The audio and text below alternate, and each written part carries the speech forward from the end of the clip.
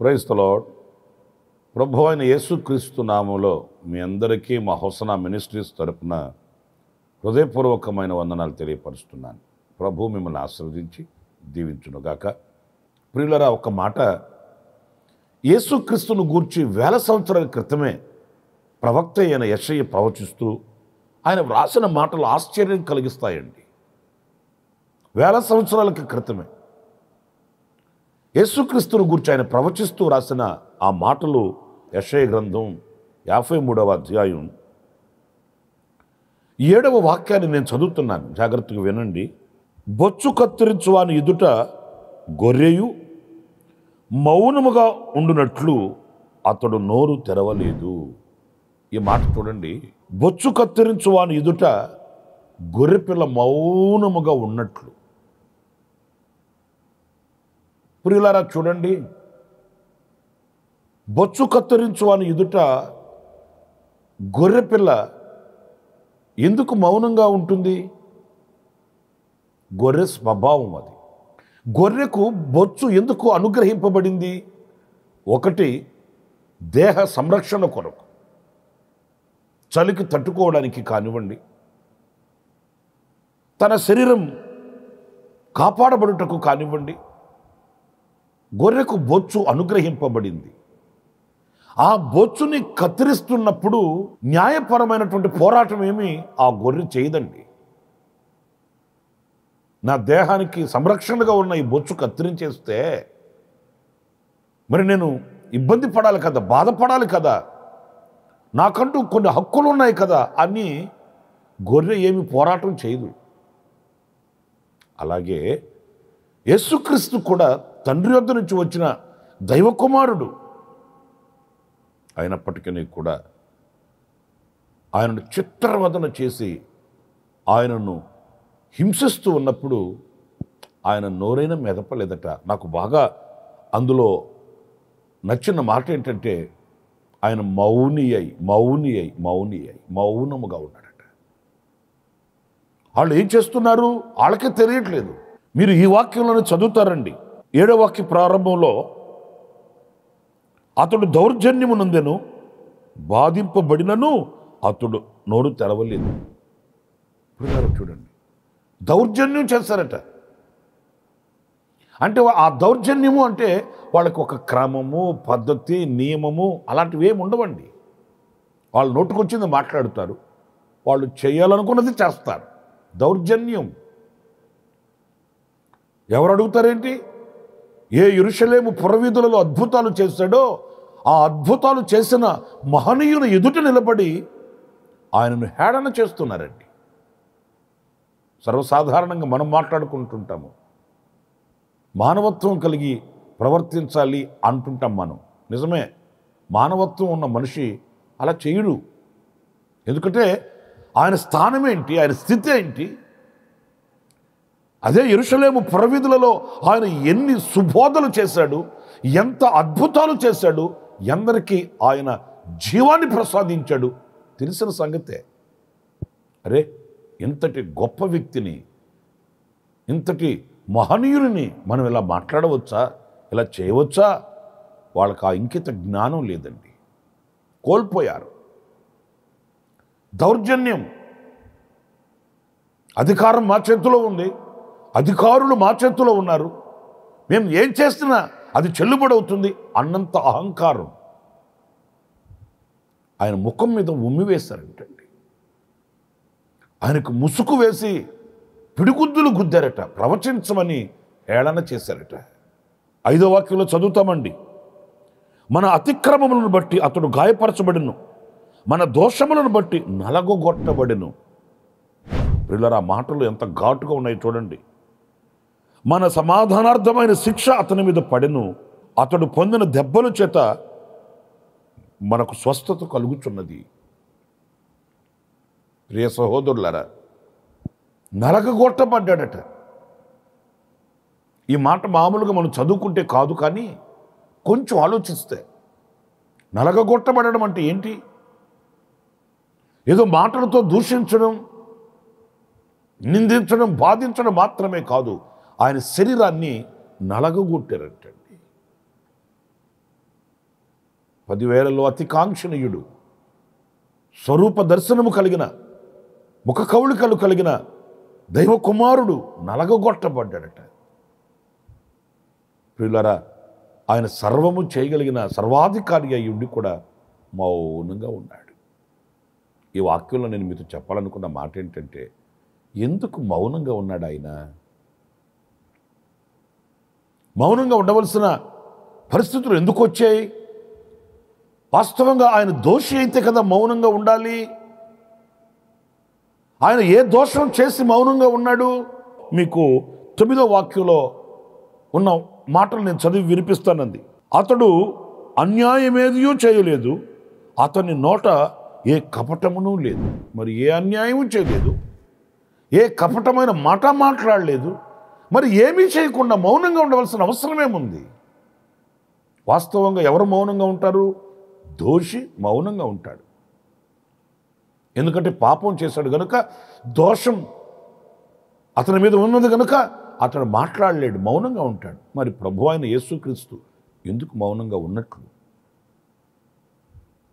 వాళ్ళు చిత్రవదన చేస్తున్నా, ఉమ్మి వేస్తున్నా, ముసుగు వేసి పిడుగుద్దులు గుద్దుతున్నా, ఆయన శరీరాన్ని నలగగొడుతున్నా, ఆయన ఏం మాట్లాడక సహిస్తున్నాడు, భరిస్తున్నాడు, మౌనంగా ఉంటున్నాడు. ఎందుకండి? ఒక్క మాట అండి, అదే ఈ 10వ వాక్యంలో వ్రాయబడిన మాట. అతన్ని నలుగగొట్టుటకు యెహోవాకు ఇష్టమాయెను. ఈ ఒక్క మాట మీరు ఆలోచించండి. ఏమి చేసినా ఆయన ఎందుకు మౌనంగా ఉండవలసి వచ్చిందంటే, ఈయన నలగగొట్టబడడం యెహోవాకు ఇష్టమైనదట. అంటే ఒక్క మాట చెప్పనా, తండ్రి ఇష్టాన్ని నెరవేర్చడానికి, ఆ తండ్రి ఇష్టాన్ని చూడడానికి ఈయన ఆ స్థితిలో ఏమి జరుగుతున్నా మౌనంగా ఉన్నాడండి. ఏంటయ్యా మౌనంగా ఉన్నావు అంటే, నేను ఇలా ఉండడం, నేను ఇలా వ్యధ చెందడం, వ్యాధిగ్రస్తుడుగా మారిపోవడం, నేను నలగగొట్టబడడం నా తండ్రికి ఇష్టంగా ఉంది. నేను నలగగొట్టబడినప్పటికీ నా తండ్రి ఇష్టమే నెరవేర్చబడాలన్న మాట ఆయన నోట మనం వినగలుగుతామండి. ప్రియమైన సహోదరులారా, తండ్రి ఇష్టాన్ని నెరవేర్చడానికి అంత వ్యధను, శ్రమను ఆయన భరించి సహించాడండి. ఇక్కడ మనం నేర్చుకోవలసిన పాఠం ఎంత ఉందో. యేసయ్యకు వచ్చిన ఆ శ్రమ, శోధన, అంత శ్రమలు మనకు లేకపోయినప్పటికీ కూడా ఈ రోజున మనం తండ్రి యొక్క చిత్తాన్ని, తండ్రి యొక్క ఇష్టాన్ని నెరవేర్చే వ్యక్తిత్వాన్ని కలిగి ఉన్న వారమై ఉన్నామా? లేక మన ఇష్టాన్ని, మన చిత్తాన్ని, మన కోరికలను, మన ఉద్దేశాలను నెరవేర్చుకునే వ్యక్తులుగా ఉన్నామా అనేది మనం పరిశీలించుకోవాలి. చూడండి, అంత కఠినమైన శిక్ష ఆయన భరిస్తూనే, సహిస్తూనే తండ్రి చిత్తాన్ని చూస్తున్నాడు. గెత్సేమనీలో కూడా ఆయన మోకరించి ప్రార్థన చేస్తున్నప్పుడు ఆయన కోరుకుంది కూడా అదే. మహారోదనతోనూ కన్నీళ్లతోనూ ఆయన ఏడ్చుచు, ప్రలాపిస్తూ, కన్నీళ్లతో ప్రార్థన చేస్తూ అంటాడు, ఈ గిన్నె నా యొద్ద నుంచి నువ్వు తొలగించు, అయినను నా ఇష్ట ప్రకారం కాదు, నీ చిత్తమే నెరవేర్చబడును గాక. అంటే ఈ గిన్నెను నేను త్రాగడం అంటే, ఇలా నేను నడిపించబడడం నీకు ఇష్టమే అయితే అలాగే నడిపించమని కోరుకోవడం. ప్రియులారా, మనలో ఎంతమందిని ఇలాంటి ప్రార్థన చేయగలుగుతున్నామండి? నేను ఇలా నడిపించబడడం నీ చిత్తమే అయితే, నేను ఈ స్థితిలో ఉండడం నీ చిత్తమే అయితే అలాగే నడిపించు ప్రభువా అని ఎంతమంది మనం ప్రార్థన చేయగలుగుతున్నాం? మన అధికారాన్ని ఉపయోగించుకుంటాం, మన హక్కులను ఉపయోగించుకుంటాము, మన కోరికను నెరవేర్చుకుంటాము. మనకంటూ ఒక స్థానాన్ని మనం ఏర్పరచుకుంటాము. ఆయన కోరుకుంటే పరలోక సేనలు దిగిరావా? ఆయన కోరుకుంటే దేవుని సహాయం ఆయనకు అందదా? కానీ యేసయ్యలో మనం నేర్చుకోవాల్సింది తండ్రికి ఇష్టము లేని సహాయం అవసరం లేదు అన్నట్లు సిలువను భరించాడు. కపాలం అనే స్థలములో ఆయనను ఆకాశానికి భూమికి మధ్య వేలాడతీశారండి. ప్రియ దేవుని బిడ్డలారా, బాధాకరమైన సన్నివేశం. ఏ కళ్ళైతే అద్భుతాలు చేస్తుంటే ఆయన అద్భుతాలు చేస్తుంటే చూసాయో అదే కళ్ళు ఆకాశానికి భూమికి మధ్య వేలాడుతుంటే చూస్తున్నాయి మౌనంగా నిలిచి. ఏ చేతులైతే పాపిని హత్తుకొని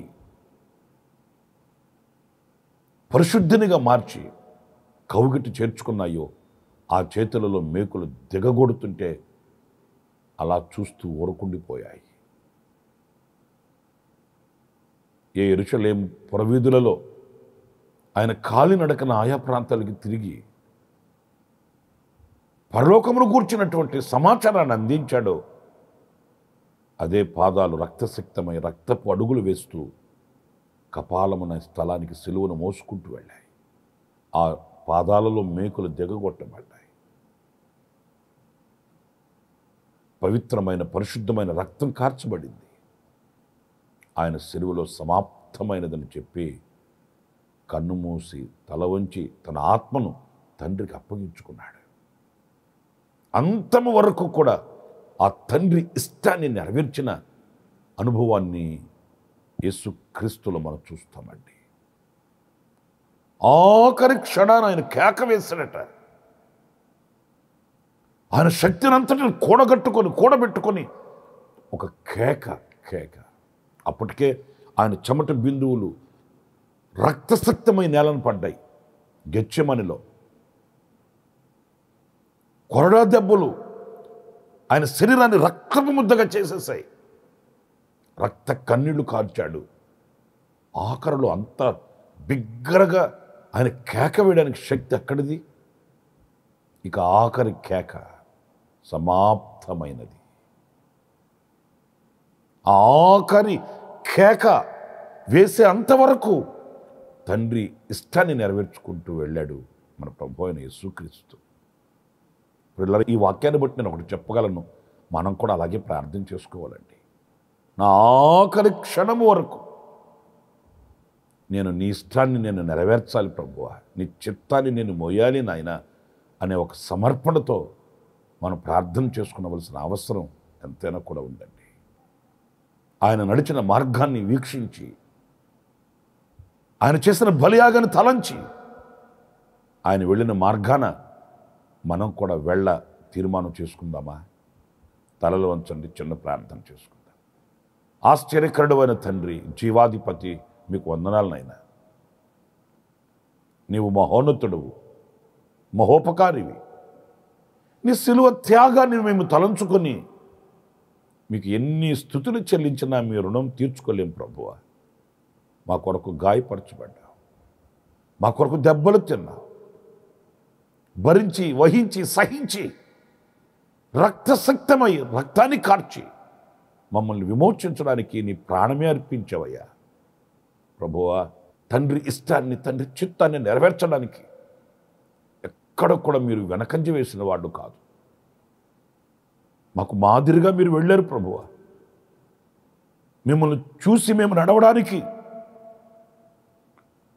మాకు అడుగులు నేర్పడానికి, మమ్మల్ని గమ్యం చేర్చడానికి, తండ్రితో మమ్మల్ని సమాధానపరచడానికి ఒక యాజకునిగా దిగువచ్చి మీ కర్తవ్యాన్ని సమాప్తి చేశారు. మా బ్రతుకులలో కూడా నాయనా మిమ్మల్ని మాదిరిగా ఉంచుకొని మిమ్మల్ని వెంబడిస్తూ ఆ రీతిగా విలువైన జీవితాన్ని అన్వయించుకోవడానికి మాకు సహాయం చేయమని మమ్మల్ని మీ చేతులకు సమర్పించుకుంటూ యేసు ప్రశస్త నామంలో ప్రార్థన చేసి వేడుకొనుచున్నాను తండ్రి. ఆమేన్, ఆమేన్. ప్రభు మిమ్మల్ని దీవించి ఆశీర్వదించునుగాక. ఈ దినమంతా విశేషమైన కృప నా దేవుడు సమృద్ధిగా మీకు అనుగ్రహించునుగాక. ఆమేన్. ప్రతి దినము ఈ అనుదిన కృపాను సందేశాల కొరకు ఇంకా మరిన్ని ఆత్మ సంబంధమైన సందేశాల కొరకు ఈ మా యూట్యూబ్ ఛానల్ ని సబ్స్క్రైబ్ చేసుకోండి. Pastor Ramesh hosanna ministries.